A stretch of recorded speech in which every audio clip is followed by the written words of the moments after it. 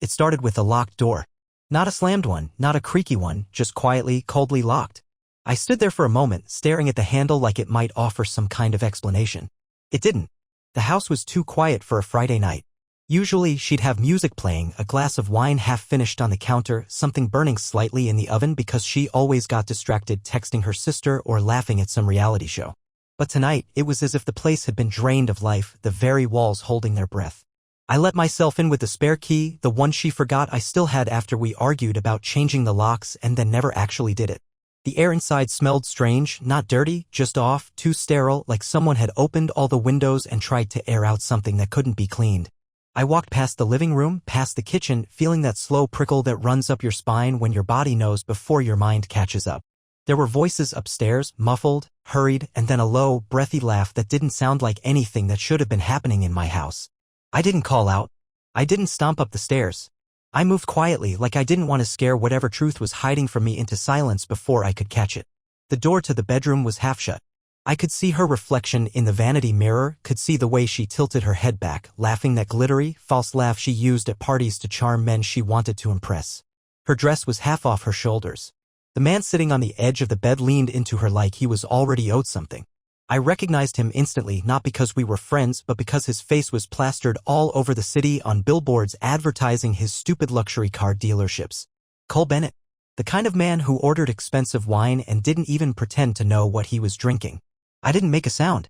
I didn't need to. She caught my reflection in the mirror first, and for a second, the blood drained from her face so fast I thought she might faint. Instead, she clutched at Cole like he was some kind of shield, which was almost funny because he flinched away from her touch the moment he saw me standing there. She scrambled to her feet, smoothing down her dress like that would fix anything, like fabric could sew her soul back together. Wait, she said, her voice too high, too sweet. It's not what you think, I turned. I walked away. I heard her bare feet slap against the wood as she chased me down the stairs. I didn't look back. Not even when she grabbed the back of my shirt, sobbing now, her words tumbling over each other in a rush. It was a mistake. It didn't mean anything. Tyler, please, you're blowing this out of proportion. You're the one who's been distant. You're the one who's made me feel unwanted. Blame. She was already twisting it, sharpening it into a blade to stab into my back. I kept walking, out the door, into the night that smelled like rain and betrayal. I didn't take my car. I just walked. Blocks blurred past me, streetlights buzzing overhead, and somewhere behind me I knew she was standing there, still crying, still begging. But every step I took made her voice smaller until it was nothing more than an ugly noise swallowed by the dark. I didn't cry. I didn't scream. I didn't smash my fists against anything. I just felt a hole open up inside me so wide I thought it might swallow the whole damn world.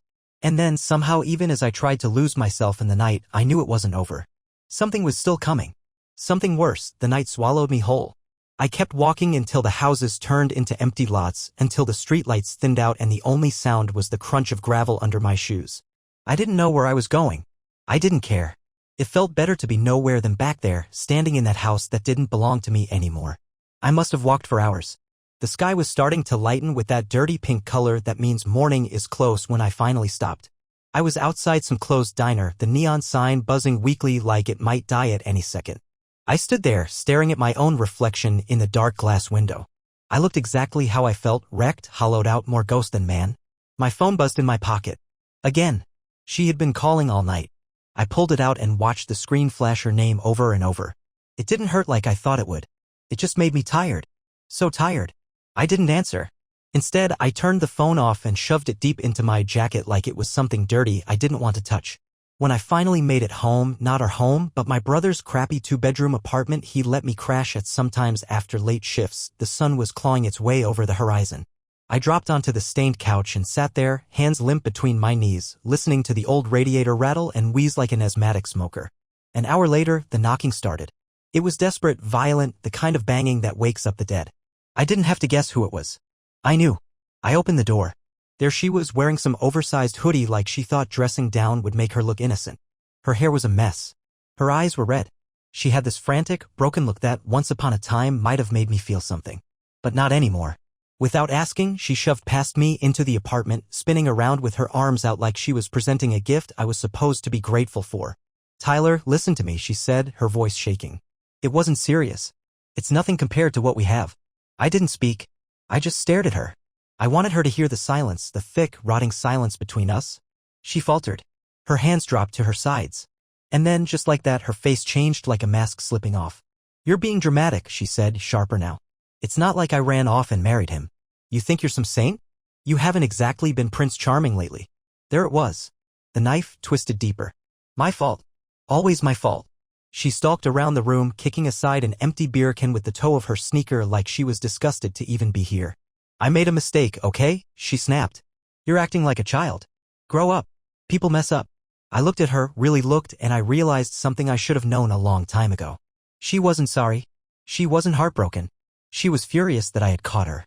That her perfect little fantasy life had cracked and now she had to face the consequences. The worst part? I still loved her. I hated her. I loved her. I wanted to smash something and kiss her all at once. It made me sick the way the two feelings tangled up inside me. "I'm done," I said quietly. She blinked, stunned for the first time. Like she hadn't thought I was capable of walking away. "No, you're not," she said. Her voice was cold now, cutting. "You don't get to leave me. You're not strong enough." She laughed, then actually laughed like I was a joke she couldn't believe she had wasted so much time on. And that was when the rage finally came. Not the kind that explodes. The kind that burns slow, steady, lethal. I smiled. It wasn't a nice smile. It felt foreign on my face. "Watch me," I said. And then I turned and walked back out the door, leaving her standing in the middle of the wreckage she had made, still believing she had won. She had no idea what was coming next. Neither did I. I didn't go far. I sat in my car across the street, engine off, windows cracked just enough to breathe. I needed to see what she would do when she thought I was gone for good. Maybe it was petty. Maybe it was beneath me. I didn't care. After everything, I wanted to see her true face when she wasn't performing for me. It didn't take long. She stormed out of the apartment less than 5 minutes later, yanking her phone out of her pocket, dialing furiously. She paced up and down the sidewalk, cursing under her breath, glancing up and down the street like she was afraid someone might see her. I stayed still, invisible in the shadow of the early morning. She called him. "Cole." I didn't have to hear every word to know it was him. Her voice changed when she talked to him, dripping with that syrupy sweetness she used to save for me. The same woman who had just torn me apart in a dingy apartment was now giggling into her phone like a schoolgirl, promising she'd fix everything and telling him she had it under control. I felt something inside me snap, a clean, decisive break. She wasn't sorry. She wasn't scared. She was already rebuilding the fantasy with someone else. And that was when it hit me. I wasn't the man she was begging for back. I was just the loose end she needed to tie up before she could run off and play house with her new prize. A different kind of clarity set in then. Cold, sharp. I wasn't going to be her loose end. I drove away. This time I didn't look back. The next few days were a blur of paperwork, calls to lawyers, splitting accounts. She acted shocked, outraged like I had stabbed her in the back. She told her friends I was unstable. That I had abandoned her. That I was overreacting to a harmless mistake. Harmless. If betrayal was harmless, I wondered what she would call a real wound. She sent messages, long ones, pages of them, swinging wildly between apologies and insults. Some nights she would call drunk, crying, begging me to come home, promising she would change. Other nights she would rage, leaving voicemails telling me I was pathetic, that I would never find anyone else, that I was ruining both our lives. It would have hurt if it wasn't so pathetic. One night, a week after I filed for divorce, I came home from a late shift to find her sitting on the hood of my car. She wasn't crying this time. She wasn't begging. She just looked tired. "You're really doing this," she said when I got close enough to hear her. "Yes," I said. "You're really throwing everything away." I almost laughed. As if she hadn't already set the house on fire and was now blaming me for walking out of the flames. "I didn't throw anything away," I said. "You gave it away. Piece by piece. You just didn't think I'd notice until you were done." She opened her mouth to argue, to lie. I didn't care, but something stopped her.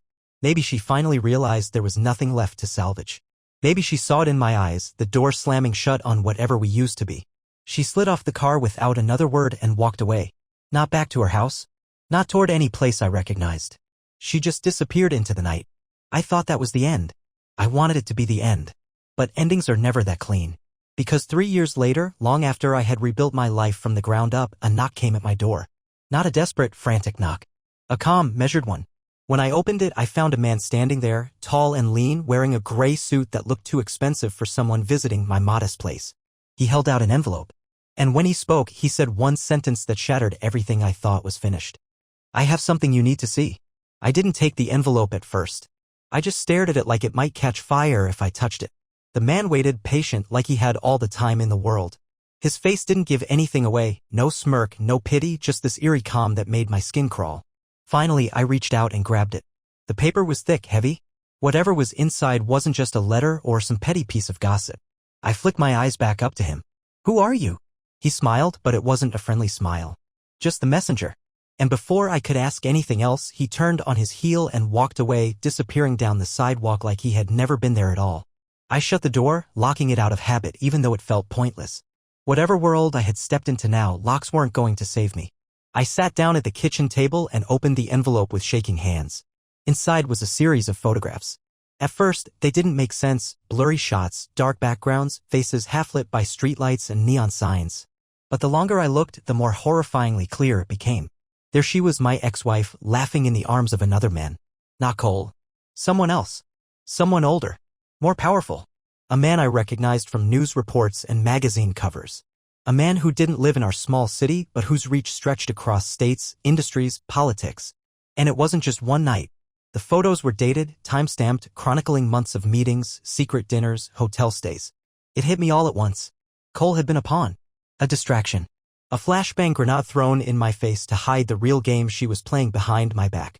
I dropped the photos, my mind racing, piecing together fragments of conversations, odd absences, lies she had told that I had been too tired or too trusting to question. But the worst part wasn't the betrayal. It was the realization that even after all this time I was still being dragged into her mess. Because tucked at the bottom of the envelope was a final photo, one that wasn't blurry at all. It was me. Sitting on the front steps of my new house, coffee in hand, smiling at something off camera. Underneath it, scrawled in a rough, slanted hand, were 5 words. "They're not done with you." I sat there for a long time, the silence pressing down on me like a physical weight. Was this blackmail? A threat? A warning? And who was they? A million questions clawed at my mind, but one thing was certain, walking away 3 years ago hadn't ended anything. I was still tangled in her web. And this time, there might not be any clean escape. The phone rang, slicing through the heavy air. I let it ring twice before picking up, my voice rough. "Yeah?" A voice I didn't recognize answered, low, deliberate. "She's in trouble," the voice said. "And whether you like it or not, you're part of it now." Before I could ask anything else, the line went dead. I stared at the phone in my hand, feeling the familiar, nauseating pull of a life I thought I had escaped. I had 2 choices: ignore it, pretend I never got the envelope, burn it all and keep my distance.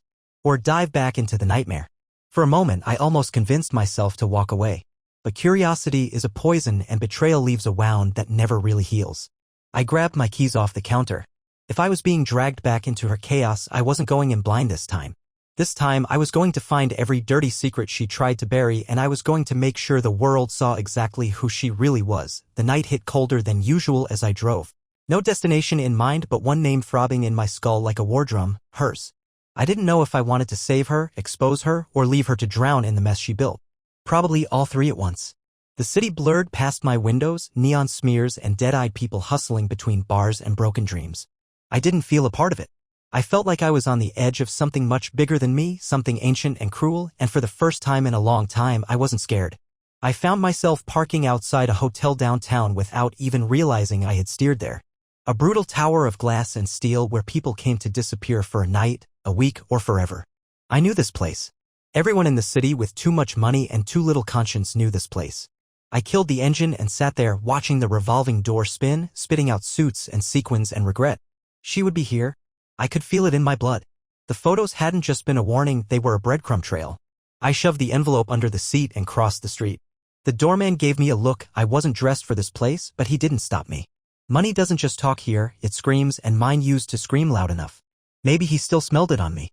Inside, the lobby glittered with marble and desperate ambition. Women in backless dresses clung to men twice their age. Deals were being made in low voices over expensive scotch. And in the corner, half hidden behind a massive potted plant, I spotted her. She wasn't alone. She was curled into a booth with 2 men I didn't recognize. Both older, sharp suits, eyes that flicked around the room like predators scanning for threats.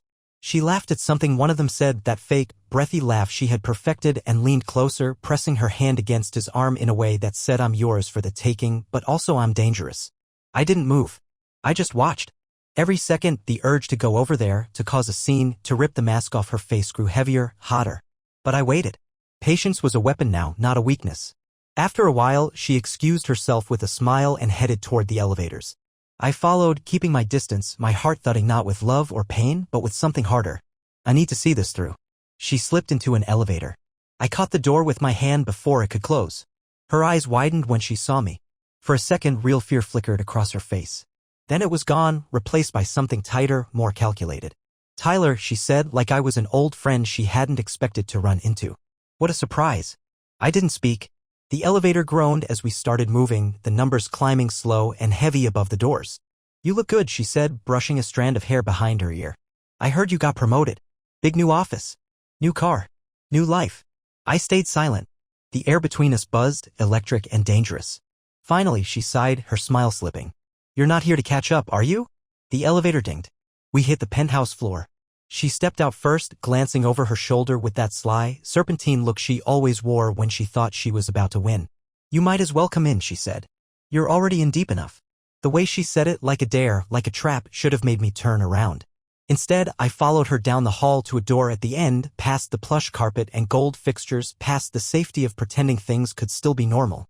Inside, the penthouse smelled of expensive perfume and colder things, betrayal, ambition, and fear, all mixed into a heady, choking cocktail. She poured herself a drink before speaking again, her back to me. You got the pictures, she said. It wasn't a question. You dragged me back into this, I said, my voice rough. She turned, glass in hand, her eyes bright and dangerous. You were never out, she said. You just didn't know it yet. I stepped closer, close enough to smell the expensive alcohol on her breath, close enough to see the fine cracks spiderwebbing her perfect facade. Start talking, I said. And no more lies. For the first time since I had met her, she hesitated. And then, just when I thought I had seen every side of her, she laughed, a short, sharp bark of a laugh, and threw the drink against the wall. Glass exploded, liquor dripping down the expensive wallpaper. You want the truth, she hissed. You're not ready for it. And before I could react, there was a loud, deliberate knock at the door behind me. One knock. Then two. Then three. Each one heavier than the last. She paled. Actually paled. And in that moment I realized something terrifying. She wasn't playing anymore. She was scared. Truly, deeply scared. And whatever was on the other side of that door, it wasn't coming for her. It was coming for both of us. The knocking didn't stop. It grew louder, faster, like a heartbeat spiraling into panic. She looked at the door, then at me, her hands trembling so slightly it was almost invisible, almost. It was the first honest thing I had seen from her in years. I stepped back, positioning myself near the window without thinking. Instinct. Survival. She opened her mouth, about to say something, but the lock on the door clicked before she could get a word out. Whoever was out there wasn't waiting for permission. The door swung open and two men stepped inside. Suits, sunglasses, even though it was night, the kind of men who looked like they could make you disappear without raising their voices. One of them carried a black briefcase. The other closed the door behind him with a soft, deliberate click that made the hair on the back of my neck stand up. The woman I used to know, the woman who could out-talk anyone, lie her way through fire, stayed silent. The taller man set the briefcase down on the coffee table, flipped the latches, and opened it. Inside was a stack of papers, thick and ominous, weighted down by a single, simple item on top. A silver key. I didn't move. Neither did she. The second man finally spoke, his voice low and clean, like a knife cutting silk. You know what this means, he said, not looking at me, not looking at her, just looking at the key. She nodded once. Sharp, stiff, like it hurt her to do it. You have until midnight, he said. After that we won't be able to help you. The words didn't sound like a threat. They sounded like a death sentence. Without another word, the two men left, leaving the key and the papers behind like a loaded gun on the table. The silence they left behind was thicker than blood. She crossed the room, picked up the key with shaking fingers, and stared at it like it might bite her. What the hell is going on? I demanded. She sat down heavily on the edge of the couch, her shoulders collapsing like the weight of everything she had been carrying finally crushed her. I screwed up, she said, almost whispering. I thought I could play their game. I thought I could handle it. Handle what? She looked up at me, eyes wide, desperate, furious all at once. I thought if I got close enough to him, if I made him trust me, I could get out from under all of it. The debts. The favors. The stupid deals Cole dragged me into when we were together. She laughed bitterly, a horrible sound. But they don't let you out. Not ever. I stared at her, the pieces clicking together faster than I could keep up. The expensive clothes. The late nights. The sudden money that never seemed to match her job. The strange tension in her voice whenever certain names were mentioned. She hadn't just been cheating. She had been living a double life, trapped between men more dangerous than I could ever imagine and the lies she spun to survive. And now it had all come crashing down. You're telling me you owe them? I said. Money? She shook her head slowly. Worse, she said. I owe them favors. The key glinted in her hand, cold and heavy. They want me to deliver something. Or someone, she said. And if you don't? I asked, already knowing the answer. They make me disappear, she whispered. She looked at me then, really looked, and I saw it, the awful calculation flickering across her face. The same way she used to look at me when deciding whether the lie she was about to tell would get her what she wanted. And I realized in a sick, sinking wave why she had let me follow her upstairs. Why she hadn't screamed when I showed up. Why she hadn't thrown me out. Because somewhere deep inside her, she had already made a choice. She wasn't planning to run. She was planning to hand someone over. And now, standing here in the center of her crumbling kingdom, there were only two people left in the room. Her. And me. The key slipped from her fingers, clattering to the floor between us like a challenge. You can still walk away, she said softly, almost sweetly. But if you stay, you're mine. The key between us seemed to pulse, like it had a heartbeat of its own. She didn't move to pick it up. Neither did I. The distance between us was no longer measured in feet but in all the broken promises and wreckage she had left behind. You think I'm stupid, I said quietly. You think you can drag me into this, hand me over, and they'll just let you walk free? She didn't deny it. She didn't even blink. Instead, she smiled, slow, deliberate, wicked. You were always the best liar in the room, she said. But you were never a good player. The words hit harder than a slap. Every memory twisted inside me, the late nights, the whispered promises, the way she used to look at me like I was the only thing that mattered in the world. All of it, nothing more than moves in a game I hadn't even known I was playing. I stepped forward. She didn't flinch. She tilted her chin up, daring me. Tell me what's in the papers, I said. Another smile, cruel this time. You're not going to like it. Try me. She leaned back against the couch like she had all the time in the world, tracing a slow finger along the rim of the empty glass. They're contracts, she said. Agreements. Transfers. Names. She paused, letting it hang in the air. Your name, she added. My mouth went dry. You already signed it for me, by the way, she said with a smirk. 3 years ago. When you walked out. I couldn't believe what I was hearing.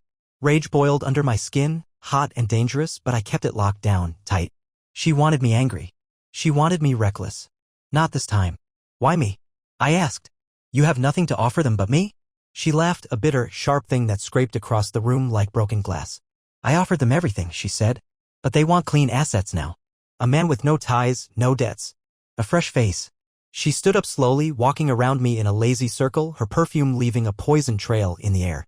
You rebuilt your life so beautifully, Tyler, she murmured. New job, new friends, clean record. You're exactly what they need. And what happens after they get what they want? She stopped behind me, close enough that I could feel her breath against my neck. You don't come back, she whispered. I turned on her so fast she stumbled back a step. You're willing to sell me to save yourself, I said. Her eyes flashed, hard and bright. You left me first. The words were like a slap. I almost laughed, bitter and hollow. The way she twisted reality, bent it until she was the victim, would have been impressive if it weren't so sick. You burned it all down, I said. And now you want me to carry the ashes. She didn't answer. Instead, she crouched down and picked up the key from the floor, holding it out to me with a look so sweet it could rot teeth. One door, she said. One key. One chance. I stared at the key. One move could save me or destroy me. And the worst part was I didn't even know which yet. Think fast, she said, her voice playful now, almost singing. Tick, tock. Behind us, in the heavy silence of the penthouse, the phone on the coffee table started to ring. Once. Twice. 3 times. She didn't move to answer it. Neither did I. Because I already knew what the call was. The call to seal the deal. The call to end it all. And right now, the only question left was whether I would play her game, or flip the board over and set fire to everything. The ringing stopped. Silence crashed into the room like a wave, thick and brutal. She smiled, slow and lazy, like a cat toying with a wounded mouse. She twirled the key between her fingers, watching me, waiting for me to break first. I didn't. Instead, I turned and walked to the window, looking out over the city. Lights blurred against the dark sky, blinking like dying stars. Somewhere out there were a million lives moving forward, oblivious. Mine, it seemed, had frozen in place. Behind me, she spoke, soft and cutting. You were never strong enough for this world. The lie almost made me laugh. I wasn't strong enough? I had survived her. I had survived every betrayal, every wound she left bleeding under my skin. And somehow I was still standing. Still breathing. And now I had a decision to make. I turned back to her, keeping my face blank. You think you're clever, I said. You think you've boxed me into a corner. She shrugged, the key flashing in her hand like a knife. I know I have. Wrong. She had always been clever enough to play short games, but too arrogant to think 3 moves ahead. That was her weakness. She couldn't imagine a world where she didn't win. I stepped closer to her, slowly, carefully, like approaching a wounded animal. Let's say I take the key, I said. Let's say I walk through the door you want me to. Her smile widened, the trap snapping shut in her mind. And let's say, I continued, lowering my voice, I make them an offer they can't refuse. The smile faltered. For the first time, real fear flickered across her face. You can't, she said. They don't negotiate with it. With fools. I cut in. No. They don't. But they negotiate with value. She didn't move. Didn't breathe. Because she understood, even if she didn't want to admit it, they wanted assets. Clean ones. Useful ones. And if I played it right, I could offer them something much better than whatever bargain she had cooked up. I could offer them her. The realization hit both of us at the same time, like a silent explosion between our eyes. She took a step back, her hand tightening around the key. You wouldn't, she whispered. But she saw it in my face. I would. I wasn't her Tyler anymore. I was someone else now, someone who had spent 3 years learning exactly what it meant to survive betrayal. Someone who understood that mercy was a luxury for men who still believed in happy endings. I held out my hand. Give me the key, I said. She hesitated, heart, mind, soul tearing themselves apart behind her pretty, lying eyes. And then, trembling, she dropped it into my palm. Cold. Heavy. Final. I closed my fingers around it. The papers? I asked. She moved like a sleepwalker, gathering the stack from the coffee table. When she handed them over, I saw the faintest trembling in her hands. Good. She was starting to understand. This wasn't her game anymore. It was mine. The phone rang again. This time I answered. No hesitation. No fear. A voice crackled over the line, not the same as before, but calm, controlled, dangerous. Ready? I looked at her. At the woman who had loved me, broken me, abandoned me, and now stood hollow and shaking in front of me. Ready, I said. And hung up. She swallowed hard. What are you going to do? I slipped the key into my pocket. Whatever I have to, I said. For the first time, she didn't argue. Because she knew. It was over. But what she didn't know, what she would never see coming, was how much further I was willing to go to make sure she paid for every last lie, every last scar she left buried under my skin. This wasn't about love anymore. This was about war. And I had nothing left to lose. We didn't speak as we left the penthouse. She followed half a step behind, head low, like a criminal walking toward the gallows. Maybe she thought if she stayed quiet, small, invisible, I would forget. That the weight of what she had done might somehow slip from my shoulders if she didn't breathe too loud. She never understood me. I wasn't the boy she betrayed 3 years ago. I wasn't a man you could guilt into forgetting. In the elevator, she stared at the glowing numbers without blinking, her hands twisting the hem of her jacket like she was trying to strangle it. I didn't look at her. I kept my eyes fixed ahead, calm, cold, the way she used to be when she lied to my face. The lobby was a smear of lights and shadows as we crossed it. No one looked at us. No one cared. In a place like this, broken people were part of the furniture. The black car was already waiting outside, idling at the curb. She froze when she saw it. For a second, I thought she might run. I almost hoped she would. It would be easier to hate her if she ran. But she didn't. She climbed into the back seat without a word. I followed. Inside, the car smelled like leather and power. The driver didn't turn around. He just pulled away from the curb, merging into the flow of traffic like a shark slipping into a river full of blind fish. We drove in silence. Out of the city. Past the safe neighborhoods. Into the parts of town where even streetlights didn't bother shining anymore. The car finally slowed in front of an abandoned building, one of those places that used to be a factory before the economy broke it in half and left the bones to rot. The windows were boarded up. The metal gates hung loose on broken hinges. The driver unlocked the doors remotely. Neither of us moved. She turned to me then, desperation clawing at her voice. You don't have to do this, she said. We can figure something out. We always do. We never figured out anything, I said. You just lied better than I caught you. She grabbed my wrist, her nails digging into my skin. Tyler, please, she whispered. It's not just them. If you hand me over, you're signing both our deaths. I pulled my arm free, slow and deliberate. I'm not handing you over, I said. Hope flickered across her face, a stupid, fragile thing. I leaned in close enough for her to smell the truth on my breath. I'm giving them exactly what they want, I whispered. A traitor. Her face crumbled. I got out of the car first. She stumbled after me, her heels catching on the cracked concrete, trying to keep up. 2 men waited by the door. The same ones from the penthouse. The tall one held the briefcase again. The shorter one checked his watch like we were late for a meeting that didn't allow second chances. I tossed the key toward them. It landed in the tall man's palm with a metallic slap. He nodded once. Transaction complete. The woman who once wore my ring, my name, my trust, now stared at me like she didn't even recognize the man standing in front of her. Maybe she didn't. Maybe I didn't either. The men flanked her without ceremony. one on each side. She didn't fight. She just turned her head, her voice low and bitter as they led her inside. "You're a bigger monster than they ever were," she said. Maybe, but at least I wasn't pretending anymore. I watched until the rusted door slammed shut behind them, swallowing her whole. And then I turned, walked back to the car, and slid into the passenger seat without looking back. The driver glanced at me in the mirror. "Done?"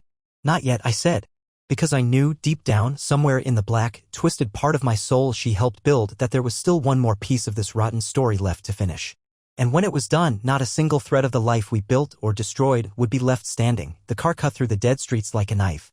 I stared out the window, letting the silence stretch heavier than any words. Somewhere behind us, her story was ending, or maybe just twisting into something worse. It didn't matter anymore.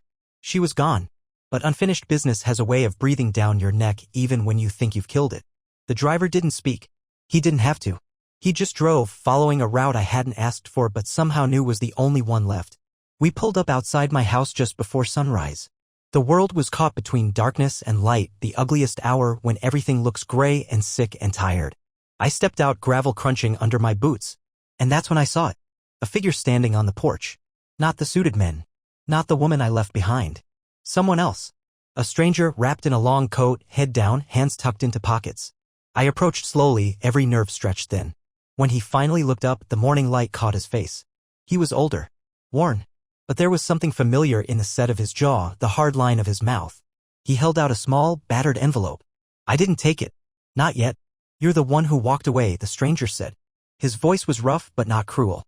Like someone who had seen too much to waste time pretending. I said nothing. "You think it's over," he continued. "It's not." I didn't want to ask.